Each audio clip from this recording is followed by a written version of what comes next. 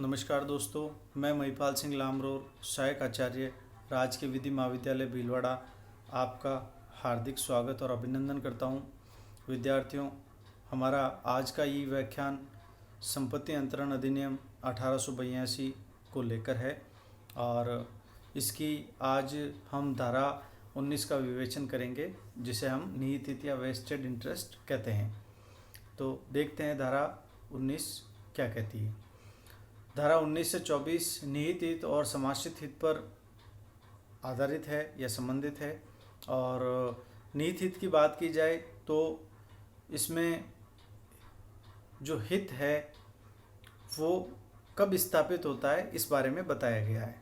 देखिएगा, कोई भी हित निहित हित तब माना जाएगा जबकि अंतरिक्ष हित को तुरंत बिना शर्त पूर्ति के प्राप्त करता हो, यानी बिना शर्त के हित का अंतरण अंतरिक्ष में अंतरिक्ष से हो जाए तो ऐसा हित है जो निहित हित या वेस्टेड इंटरेस्ट कहलाता है। निहित हित का सृजित किया जाना, क्रिएशन ऑफ वेस्टेड इंटरेस्ट। निहित हित का क्रिएशन या सृजन कैसे होगा, ये हम बिंदुवार व्याख्या करेंगे। देखते हैं बिंदु संख्या 1। जब हित परिवर्तन की कोई अवधि निश्चित ना हो, जब हित परिवर्तन की कोई अवधि निश्चित ना हो, there is no time limit for create interest. यदि कोई समय सीमा तय नहीं हो तो उसी दिन से हित का अंतरण हुआ माना जाएगा जिस दिन मूल अंतरण किया गया, यानी समय सीमा के अभाव में हित का अंतरण तुरंत ही माना जाएगा। बिंदु संख्या 2 देखें तो बिंदु संख्या 2 ये कहती है, जब हित का परिवर्तन तुरंत प्रभाव से अभिव्यक्त किया गया हो। When creation of interest expressed by forthwithly और इमीडिएटली, ए बी को संपत्ति तुरंत सौंपेगा तथा हित उसी दिन निहित माना जाएगा। यानी किसी अंतरण में ये स्पष्ट रूप से कह दिया गया हो कि हित का अंतरण उसी समय और तुरंत प्रभाव से किया जाएगा, तो अंतरण की उस कार्यवाही के दौरान या उस कार्यवाही के समाप्त होते ही हित का अंतरण तुरंत अंतरिक्ष में निहित हो जाता है। तीसरा बिंदु, हित का परिवर्तन अवश्यंभावी घटना के घटने पर निर्भर हो। Creation of interest depends on an event which must happen, यानी हित का अंतरण किसी ऐसी घटना के घटने पर निहित हो जो अवश्य ही घटने वाली हो। उदाहरण देखें, ए बी को जीवन हित देता है और सी को पूर्ण हित देता है। सी का हित ए द्वारा अंतरण के दिन से ही निहित माना जाएगा। क्यों? क्योंकि बी की मृत्यु अटल है, निश्चित है। एक बार पुनः देखें, ए सी को पूर्ण हित प्रदान करता है और बी के माध्यम से करता है, तो बी को पूर्व हित प्राप्त होगा। तो यहाँ ये कह दिया गया है कि जो सी का निहित हित है वो अंतरण के दिन से ही माना जाएगा। क्यों? क्योंकि जो पूर्व हित है, जो बी है, उसकी मृत्यु संभव है, निश्चित है। बी की मृत्यु निश्चित होने के कारण ये तय हो गया है कि जो हित है वो अल्टीमेटली सी में निहित माना जाएगा। तो यहाँ अंतरण के दिन से ही सी में हित निहित माना जाएगा। अगला बिंदु देखें, हित का परिवर्तन किसी पश्चातवर्ती शर्त पर निर्भर हो।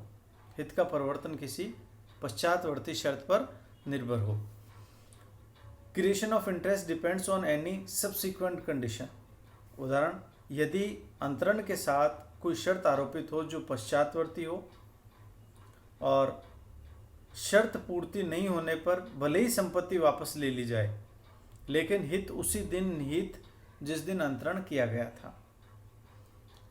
ए बी को एक घर देता है और कहता है कि सी से 1 वर्ष में विवाह करे, नहीं तो घर वापस ले लिया जाएगा।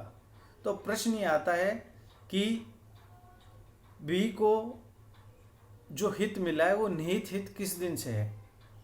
क्या उस दिन से जिस दिन से सी के साथ विवाह करे या अंतरण की तिथि से ही?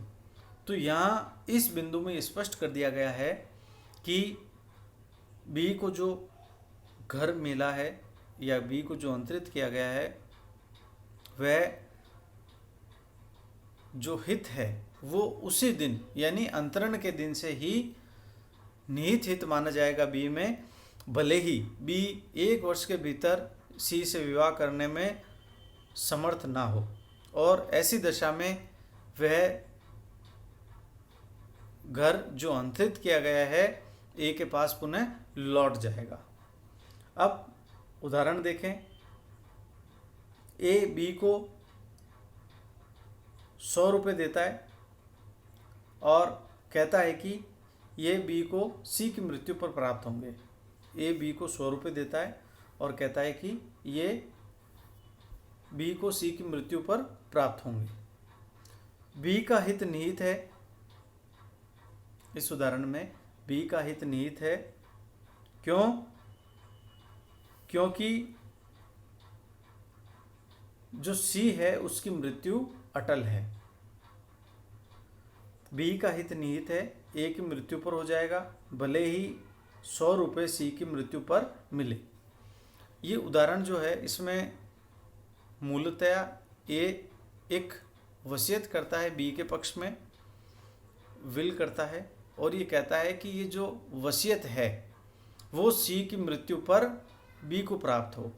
अब चूंकि ए वसीयत कर चुका है और ए की मृत्यु हो जाए और वसीयत अस्तित्व में आ जाए, लेकिन उस समय यदि सी की मृत्यु नहीं हुई हो तब भी उस 100 रुपये में बी का हित निहित माना जाएगा। क्यों? क्योंकि सी की मृत्यु भी निश्चित है, मृत्यु होगी ही। तो इस प्रकार ये निहित हित का एक अच्छा उदाहरण है। अब आगे देखें। आगे हम धारा 20 की चर्चा करेंगे जो हम हमारे अगले ई व्याख्यान में देखेंगे। तब तक के लिए धन्यवाद।